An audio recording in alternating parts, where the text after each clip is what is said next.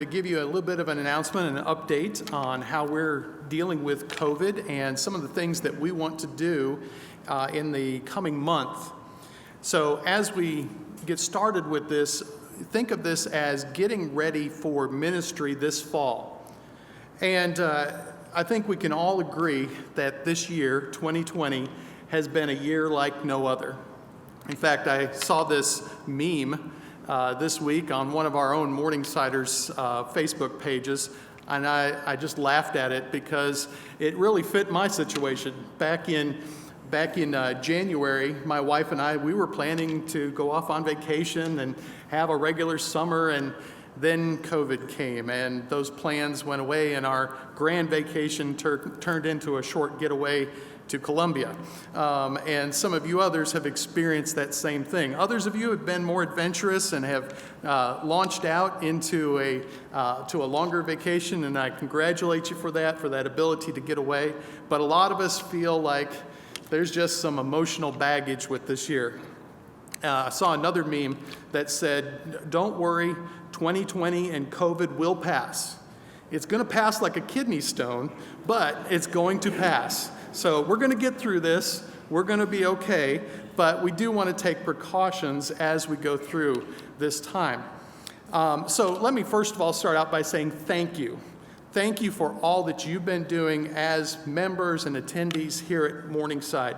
That we've seen great cooperation and a lot of patience on your part as you've helped us to get you seated in here each week, to deal with some of the interruptions to regular life. We really appreciate that. And again, really want to thank you for that. What we're going to do is over the next month or so, we are going to take a pause in what we are doing with some of our ministries. And so this is in preparation, as I said, for this fall. And we want to think about that and think of all the things that potentially could be coming this fall. I know the news is reminding us that the flu season hasn't set in yet, as well as COVID, and we've got to take that into account. But there's also things that we would like to see. On top of that, there's school that is planning to return for a lot of our children. So what we really want to do, and I've listed out on a slide here some of the reasons why we have considered this as church leadership. The cases here in Greenville and throughout South Carolina are continuing to go up. And so we have to be mindful of that. I know that you may be in a situation where I don't know anybody that has really caught COVID yet. But that's really becoming a narrow number of people that don't know anybody with COVID. Here at our church, we had 2 cases in June, and that jumped to 8 cases or thereabouts during July. Now, the good news is that we don't have any reason to believe, there's no evidence that shows that those were transmissions here at church. And yet, we have some of our members, be praying for them, that are dealing with this. Some are coming through fairly well. Others are having some difficulty with this. So please keep that in mind. And as I mentioned, school's going to be starting very soon. And all the available information out there right now is just, we need to take a pause with what we're going to do. So here's what we're going to do. First of all, with Sunday school, we are going to hold off on our in-person Sunday school classes after today. Of course, many of you came to Sunday school this morning. That's fine. But after today, we're going to pause on that. And we are going to have the live stream at 9:15, just like we did when we couldn't come to church at all. So you can go ahead and tune in to that and catch a Sunday school class. Maybe some of you that are Sunday school teachers, whether you're still at home or whether you have been delivering in-person classes for the past few weeks, you can certainly feel free to make those, to do an online class for your group.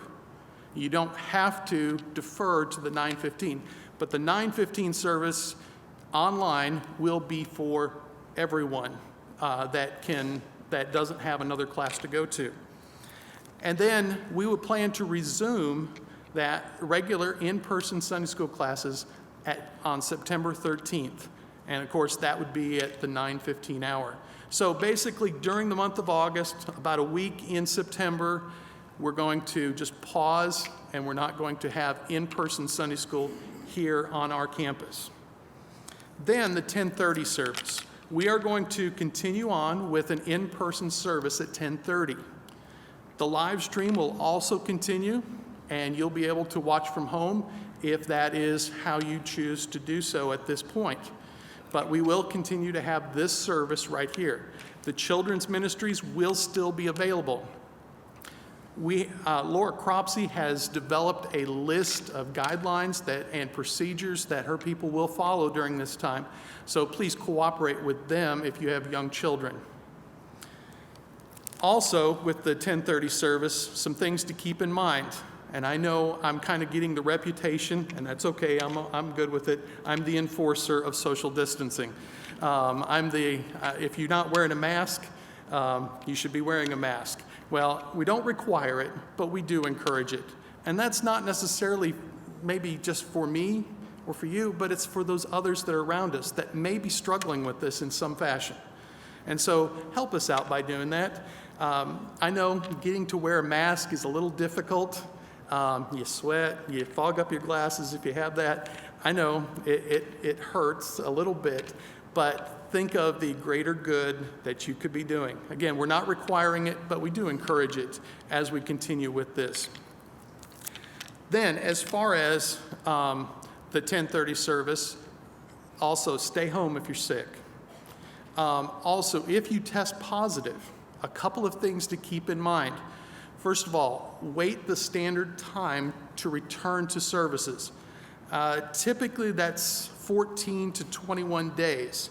Now, that's not an individual policy that we have here at Morningside, but that's pretty much what the community is saying.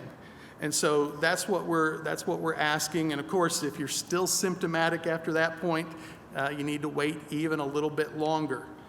And then if you do test positive and you have been in a recent service, we ask that you notify the church. Now, you don't have to. And I do want to assure you that we are going to keep this confidential. We're not going to post your name on the front sign or anywhere else around the building saying you've got COVID.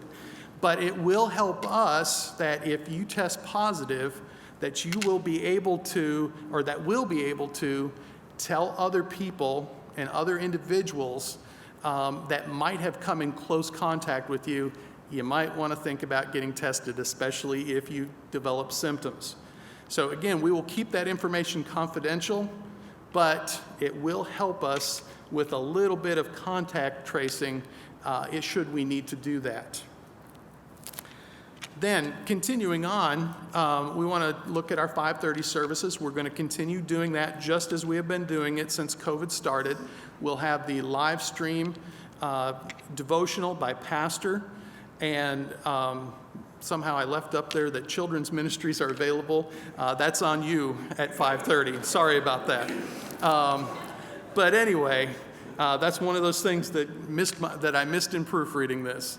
But the last thing is accurate, and Pastor even mentioned it in the video greeting this morning, and that is consider small groups. I realize that's not for everyone, and it doesn't need to be for everyone. But those of you that are inclined towards small groups, they have been very effective, and they have been very beneficial to those that have participated in that. And so if you would like more information on that, you certainly can call the church, and they can help you know what other people have done. But that is one way to gain fellowship, a little bit more fellowship, out of this time where we have to be separated somewhat. Then Wednesday evening. On Wednesday evening, we're going to pause that a little bit, but you see a couple of dates up there, and Pastor mentioned those dates in his video as well. On July 29th, this coming Wednesday, we are going to have the Academy of Arts here. And because we've already committed to them, and they kind of depend on this opportunity to share their ministry, as well as just put on a dramatic presentation, we're going to go ahead with the Academy of Arts. And so please keep that in mind. And then August 5th, also, we have already committed to the Back to School Splash. Now, if things change drastically, we may have to change some of those plans, but at this point, we are planning to go ahead. And then Wednesday, we'll begin pausing on August 12th.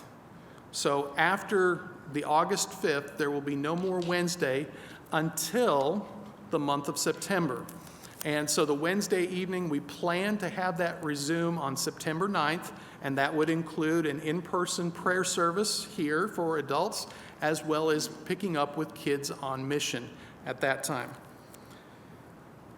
As we continue to go through this and look at the different opportunities, I do want to assure you that pastor, the deacon leadership, the other pastoral staff, and the individuals that we have advising us from the medical community, Beth Smith and Cindy Steves, they have been doing an amazing job getting us information from the front lines, and that has really helped to make some of these decisions. And we do think this is the wisest decision at this point.